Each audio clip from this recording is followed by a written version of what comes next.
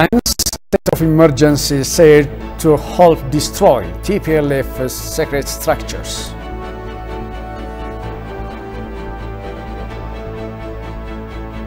And eyewitness accounts portray TPLF as enemy of Tigrayans.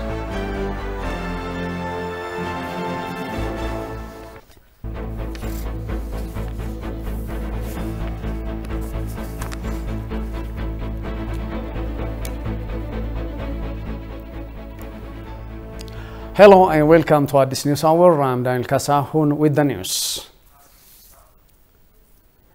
Israel has promised that if any of the Ethiopian migrants airlifted to Israel in recent months during a conflict in the country are found to have committed war crimes, they will be sent back.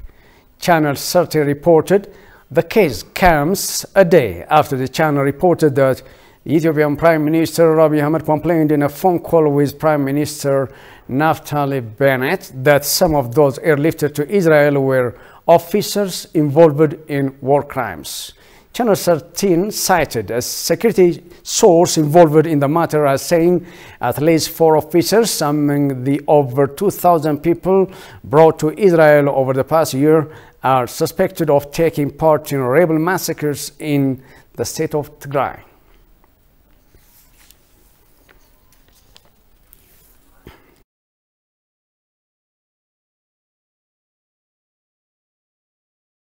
Amidst condemnations against foreign media biases, office of the Prime Minister lashed out at the CNN for its lopsided and unfair coverage it made about Ethiopia over the past year. A recent example of this is the hysteria it recently caused as if Addis Ababa had been under siege, sending a global message that the city is about to fall to the invading, the so-called TDF forces. Billani Seyum, the press secretary of Ethiopia's office of the Prime Minister, has explained the realities on the ground to CNN's Becky Anderson. Shfarao Lako presents the story as follows. CNN and other major Western media outlets, for that matter, have been propagating erroneous narratives regarding Ethiopia, including the recent sham that the TPLF forces have surrounded Addis Ababa. This is an apparent move to mislead millions of global audience about what is going on in Ethiopia. CNN's Becky Anderson, while speaking with Billani Seyum, the press secretary of the office of the Prime Minister, tried to put similar lopsided narratives. The press secretary had to correct this unbalanced narrative from the very beginning. Before I answer your question, it would be quite disingenuous of me to respond to your question without first addressing the big elephant in the room. And it's important for me to share with you, as well as your global audience, that Ethiopians, a majority of Ethiopians in Ethiopia as well as abroad, strongly feel that CNN has covered the conflict over the past year in a manner that is highly biased and detached from context. And a recent example is the hysteria that CNN had caused last week as if Addis Ababa was under siege, sending a global message that the city is about to go down.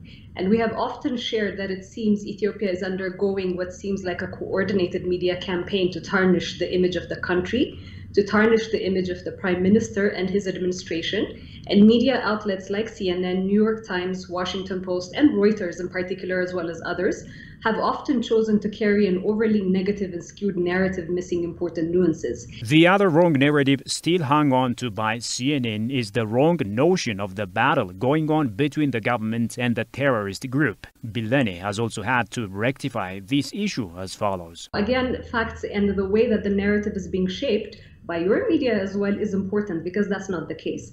The Prime Minister So how would you describe it? By the Constitution to thwart of any attacks on the state, on the integrity of the state as well. The Constitution, if you're willing to go through it, declares that and puts that as a responsibility mandated on the Prime Minister. The TPLF is an organ that has been designated by our House of People's Representatives as a terrorist organization.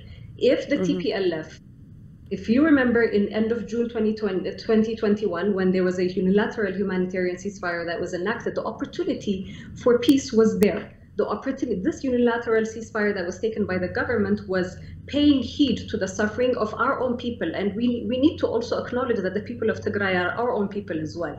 So heeding to the pains that they are undergoing because of the criminal tendencies and the power grab that is being pushed by a small criminal enterprise and a small clique, acknowledging that the unilateral humanitarian ceasefire was considered a joke by TPLF. Regarding the state of emergency, Bileni has expounded the situation in the following manner. The enactment of the state of emergency is not to target any particular person based on the identity that they're aligned to. The state of emergency is put in place to protect the Ethiopian people, to protect the residents of Addis Ababa, who have been told with very, very fierce rhetoric coming from the TPLF that we are going to siege or we're going to come into Addis Ababa. The interview was full of interruptions by the host, which was really sad as it didn't allow Bileni to convey the whole message to the world. Let me respond to your words because I've given you a chance. You would have to allow me to finish. This is not a hostile environment. Okay, hang on. I'm giving you the opportunity to put your side. As such, it was an unwise and blatant attempt to deny millions of global viewers their right to know the reality on the ground. And this is apparently part of CNN's obsession with one-sided narrative, which it has over and over been repeating, showing also how far the CNN has gone to ignore the entertainment of diversity of ideas for the sake of journalistic realities and reporting the truth. In fact, it seems that the CNN seemingly has lost track of reporting realities since the Trump administration. Can you give us a question? Don't be You're rude. attacking us. Can you give us a question? Don't be rude. Can you No, give I'm us a question? I'm not going to give you a question. Can you state categorically? You are fake news. Sir, go ahead. Can you state categorically?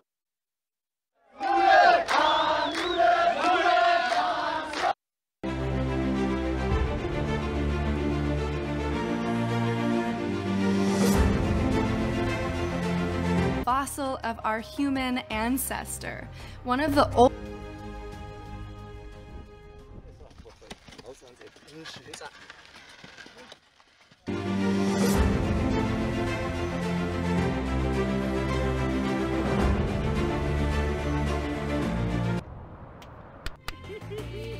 Hiking in the Simeon Mountains is a highlight of traveling in Ethiopia.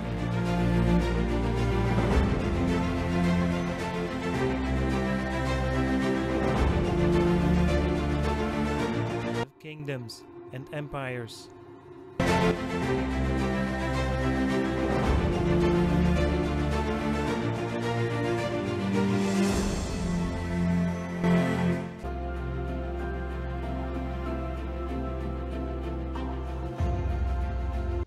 The Grand Renaissance Dam, which is built on the Blue Nile, is set to power landlocked country.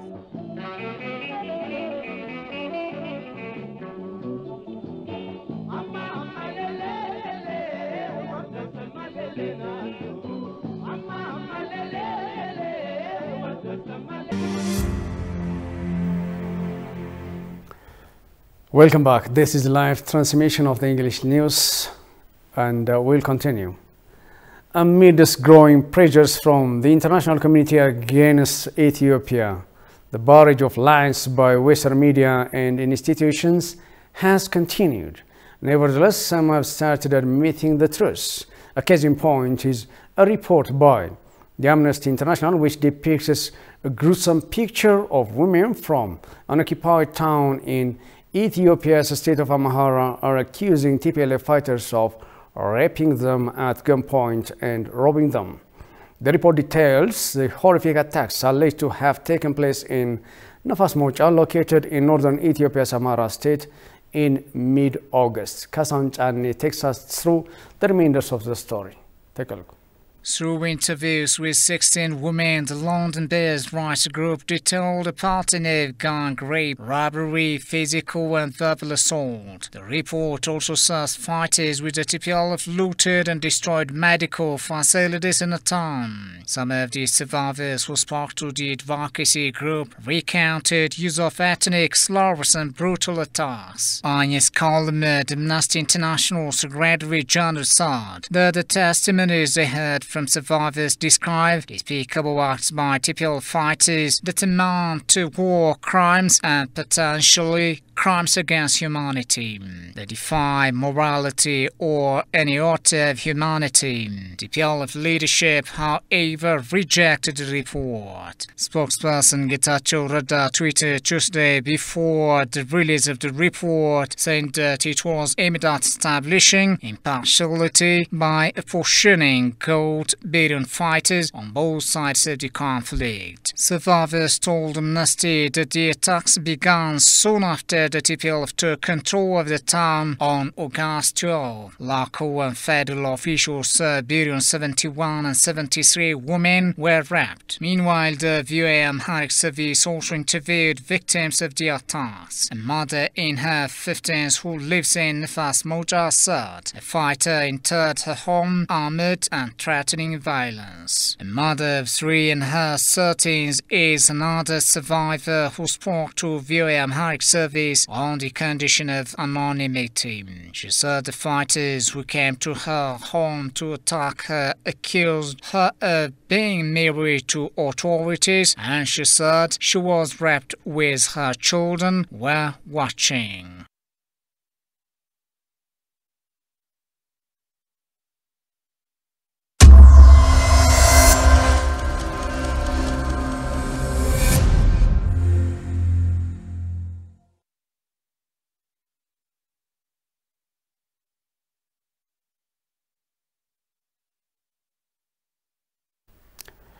Since the law enforcement operations in the Tigray region, Ethiopia has become top agenda of both local media outlets and the international media outlets, including the online platforms. And every day we see Ethiopia taken as major agenda in various platforms. And we review what has been said in the past 24 hours. And we choose from the review. And here with me is Hatham Ashagre. And what have you reviewed in the past 24 hours that are put in various media outlets? Thank you very much, Danny. I have reviewed 3 pointers, and the first one is about the state of emergency command post report or breaking news that was released yesterday. And this report has 8 pointers, and all pointers are talking about what are the major activities performed by the federal government after the state of emergency launched in Ethiopia due to a lot of problems, especially the security problems and the security threats of the TPLF terrorist group. And this report said that all efforts are on the right track to maintain law and order across the country. And you know that TPLF is still trying to fight with the federal forces to take power and to destabilize Ethiopia, and other agents are also forming with TPLF to realize its goal, and that's why the state of emergency launched in the state of Ethiopia. And a lot of issues are also on the right track after this state of emergency, and the Ethiopian National Defense Force is taking proper measures against those anti-peace elements, including OLF, Shane, and TPLF in all parts of Ethiopia. And all these 8 points are focusing on how the federal government is managing the nation, how to keep the sovereignty of the nation, how to maintain law and order, and related issues. Tell us about the operations being undertaken, and as you rightly said, things are on the right direction. Yeah, recently the TPLF group is trying to exercise mass aggression and wave aggression in the state of Afar and Amhara and some parts of Inshawa area. So the Ethiopian National Defense Force is taking proper measures based on the report that was released by the state of emergency command post that was released yesterday. Okay, right. The second one is about the UN Security Council meeting to discuss on various international issues, including Ethiopian concern. I know that Danny, the permanent representative for Ethiopia to United Nations, Taye Asqaselasi, addresses the crowd. What is the major achievement is made by the federal government to manage this crisis, this security problem, by fighting the TPLF mafias and facing justice for those criminals or war act from the TPLF, including OLF, Shane, and some UN Security Council member states also showing their support to Ethiopia. The Chinese representative and the Russian representative always standing aside with Ethiopia to help Ethiopia how to manage this problem. And they also say that Ethiopia can have a potential to manage this problem without any foreign intervention. The role of foreign community is to help Ethiopia how to manage this crisis, not supporting such kind of designated survival of the TPLF forces and OLF Shane. As you know that the Ethiopian House of People representative designated these two groups as a terrorist group, and they are fighting with these groups, but some Western countries are still on the back of the TPLF and OLF Shane to orchestrate such kind of instabilities and insecurity cases in Ethiopia. And Olusegun Obasanjo also represented his assignment, what is going on after the discussion with some top officials from the TPLF, and he expected that the same desire from the Ethiopian government.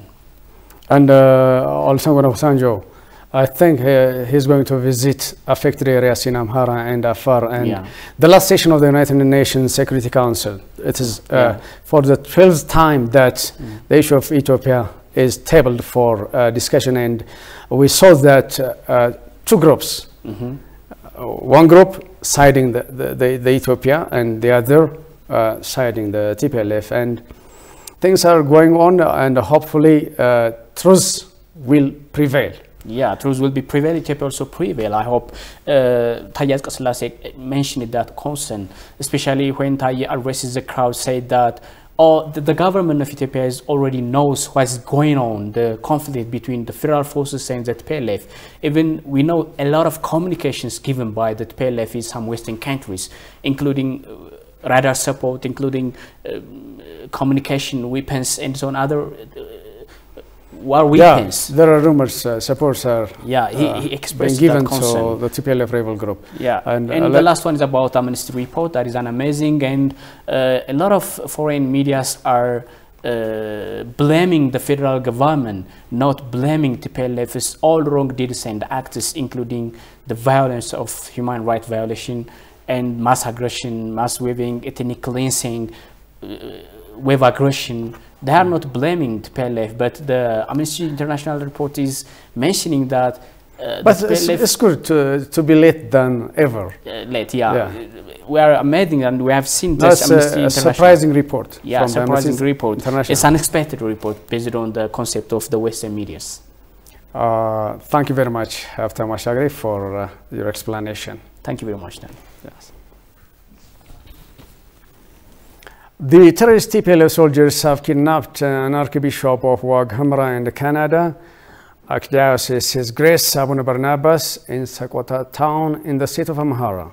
The Association of the Ethiopian Orthodox Church priest in North America states that Abuna Barnabas was snatched by the terrorist armed men from the site of Wag Hamra Archdiocese located at Sakota town.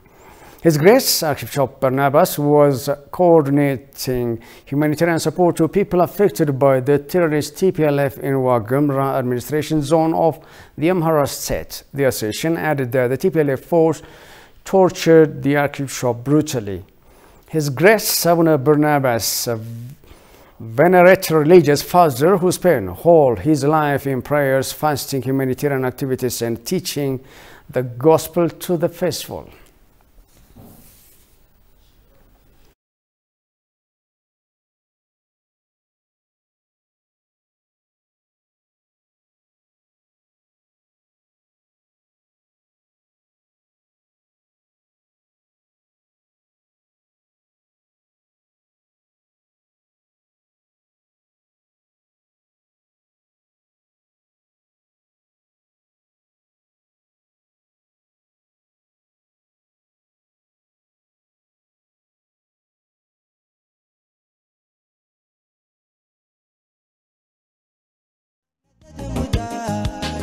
Oh wow. Yeah, this is beautiful. Hey,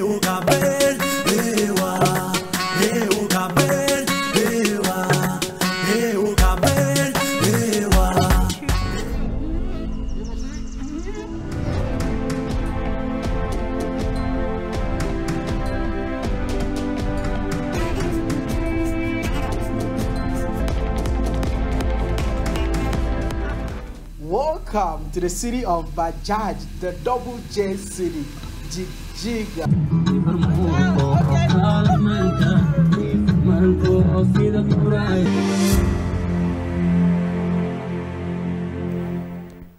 A year ago, civilians in Maikadra were brutally murdered by Tigrayan Samri youth group. And adding insult to injury, there were also grave human rights abuses. Let's take a look at the following video.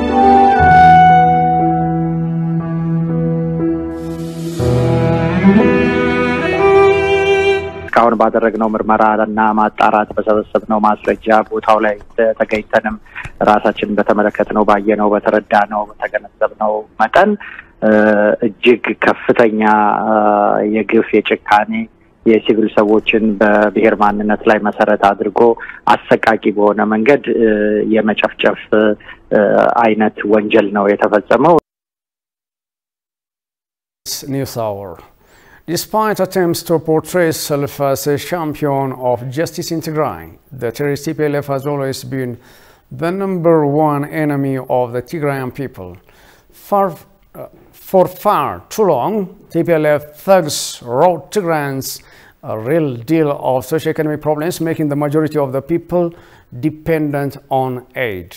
While the party was ruling the nation for 27 years, TPLF members could not change the lives of Tigrayan people, but sacked Ethiopia's economy and deposited looted money in foreign banks.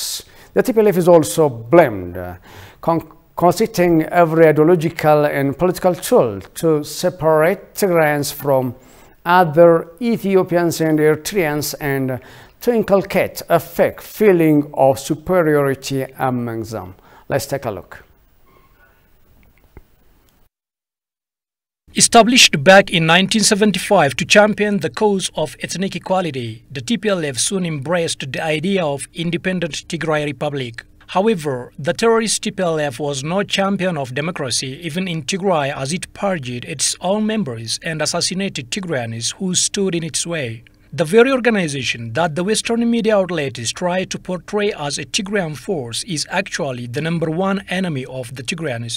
Under its watch of 27 years, Tigrayans have remained as poor as ever, and 2 million Tigrayans continue to depend on international food aid. The TPLF succeeded in deceiving Tigrayans into supporting it by a continuous barrage of propaganda on Tigrayan superiority over the other Ethiopians. In public address in Mekelle, Meles Zenawi used to say Tigrayans were gold and often boasted he was proud to be the son of the gold people of Tigray. The implication is, of course, all other Ethiopians are base metal, less worthy than Tigrayans. Members of the TPLF normally refer to the Amhara as donkey and the Oromo as simpleton. The TPLF has used every ideological and political tool to separate Tigrayans from other Ethiopians and to inculcate in them a belief in their ethnic superiority. This propaganda has paid off handsomely for the TPLF.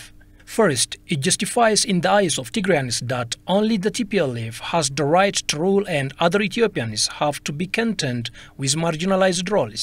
Thus, in 1991, the TPLF formed the EPRDF, a coalition of ethnic parties organized and led by the TPLF. The ethnic parties were forced to be junior partners in the loose coalition. The belief of Tigrayan ethnic superiority is the foundation of TPLF politics. This sense of ethnic superiority is palpable in the Twitter, Facebook, and the YouTube commentaries the Tigrayan elites post. It is openly expressed in private conversations as well. Second, the TPLF uses its claim of Tigrayan ethnic superiority to make Tigrayan hostages to its rule by continuously evoking the specter of Tigrayan genocide. It interprets any critique of the TPLF as an existential threat to Tigrayans. The TPLF is now in 2021 resorting again to the same genocide discourse to mobilize Tigrayans to overthrow the democratically elected government of Prime Minister Abiy Ahmed. And as before, the genocide propaganda is working. The fear of genocide that the TPLF has inculcated in Tigrayans is making them participate blindly in the destruction of Ethiopia. Nevertheless, many of Tigrayans are waking up after an ideological intoxication that lasted more than 3 decades. And Tigrayans are discovering the damage that the TPLF has done to Tigrayans through the damages it has inflicted on Ethiopians. Haki Swahat, son of the infamous TPLF tag Swahat Naga,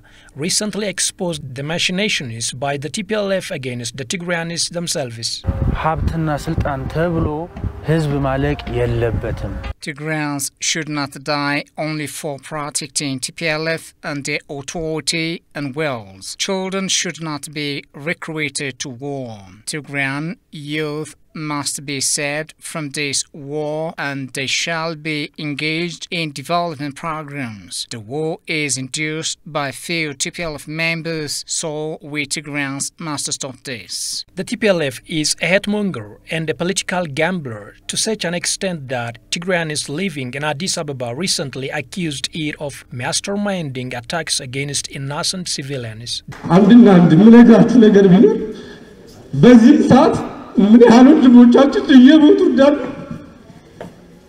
One thing I can tell you is that as we discuss the issue here, a number of our brothers and sisters are dying fighting alongside the TPLF. There is peace for Tigrayans residing here in Addis Ababa. I am speaking from the bottom of my heart. A great many of our brothers are paying a price. If this is a strategy to get the return for the sacrifice of the Ethiopian sons like General Haile Mariam, let me beg you, please surrender to the National Defense Force and save your life and that of other Tigrayans.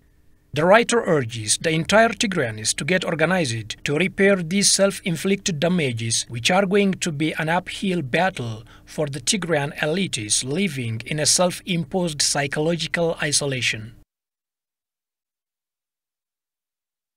The state of emergency recently put into effect by the Ethiopian government is said to help remove TPLF's well-structured machinery across the nation. The remark was made by advisor and commentator on democracy and peace building Adam Kassai. Meanwhile, paid TPLF lobbyists and those nostalgic of this regime rejected the joint report of the Ethiopian Human Rights Commission and the United Nations. Goshmalesau brings us up to speed.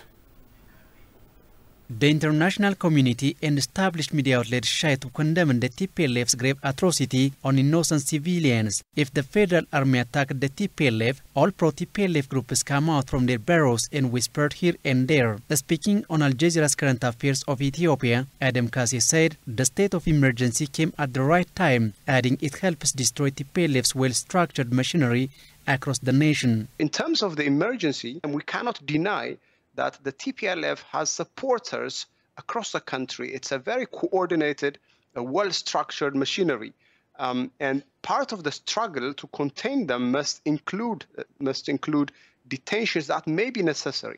A well-known paid agent and TPLF lobbyist William Davison from Kenya and the TPLF agent Isaias Haile Mariam cried foul regarding the joint report of UN and Ethiopian Human Rights Commission. The joint investigation, we don't even know what the terms of reference are. We don't know the TOR, and there's no institutional and personal independence of the process. Saying the TPLF triggered the war, Adam unveiled that the mafia group committed massacres against innocent civilians over and up being responsible for war crimes. The violence actually started by the TPLF. They not only attacked the defense forces, which they at least justified as part of their security operations. But the largest massacre in this particular incident since the conflict started, including against civilians, was actually started by the TPLF. It started in Maikadra a few days after the conflict erupted, and hundreds of civilians were massacred by TPLF and its affiliates. The TPLF pundits and its cohorts are busy portraying the Ethiopian government as undemocratic and suppressive. Their views speak volumes of the TPLF's powermonger nature and how its members work in tandem with some Western media institutions. The regime in the center assumed power illegitimately, and illegitimately should be removed. And the Prime Minister assumed power through sham election. The scholar also recalled that when the TPLF controlled back Mekelle, attacked the interim administrations and their supporters as traitors.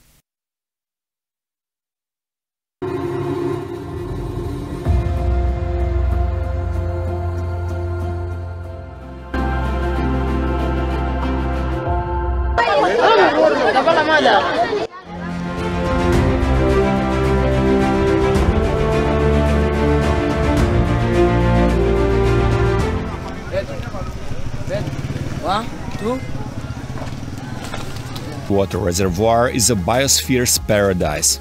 Hippos, crocodiles, monkeys, and a lot of expedition. Acidic pools and salt lakes.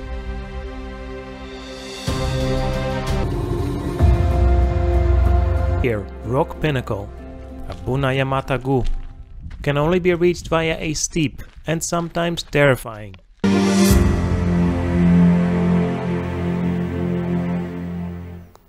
And finally, Horn of Africa experts say the terrorist TPLF, backed by Western powers, is waging war against Ethiopia and the Horn of Africa. The political analysts also emphasize East Africa countries should support the Ethiopian government to thwart TPLF's terror advance. Let's take a look. The people in the Horn of Africa should understand that the current conflict is not only about an Ethiopian war. The terrorist TPLF has been causing tremendous human suffering in Amhara and Afar states as the group is expanding its aggression. The TPLF is a group of few oligarchies and cliques of people who have a huge amount of interest to expand their bellicose approach, and they are backed by Western powers.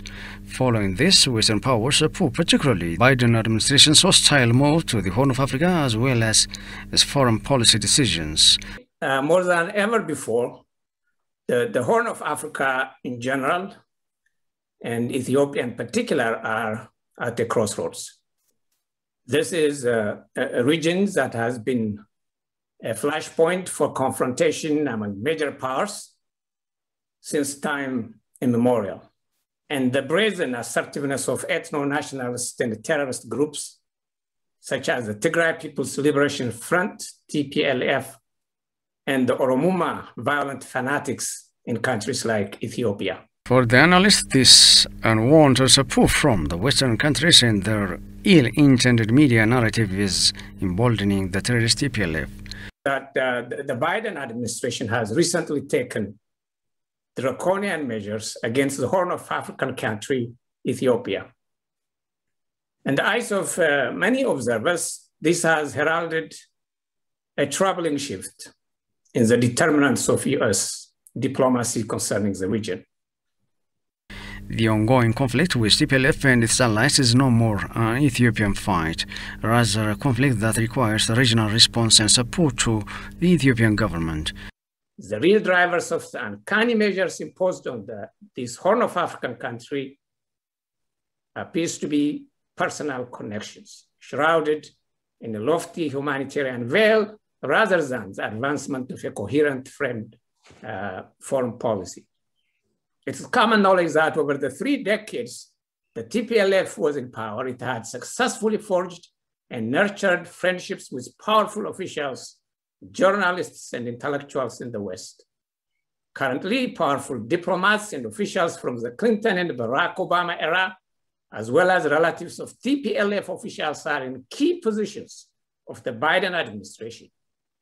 These TPLF friends who are now holding critical offices in the State Department and National Security Council in the Biden administration are unabashedly expressing their support to the group. As a result, the entire Horn of Africa should stand together and take pragmatic action against the terrorist TPLF, which has been striving to regionalize its terror ambition. The United States should be mindful of the fact that sanctions and other corrosive tools against Ethiopia will have counterproductive effect in the entire East Africa region, one of the important geostrategic regions in the world. Ethiopians who live around the world are condemning the unwarranted pressure by the Western world. The analysts called on East African countries to stand alongside Ethiopia. Let's remind you the headlines. The state of emergency is said to help destroy TPLF secret structures.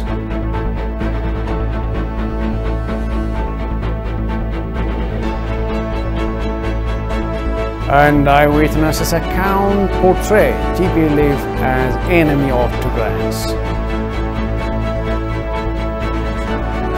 You have been watching the news with me, Daniel Kasahun. Thank you for watching. Goodbye and stay safe.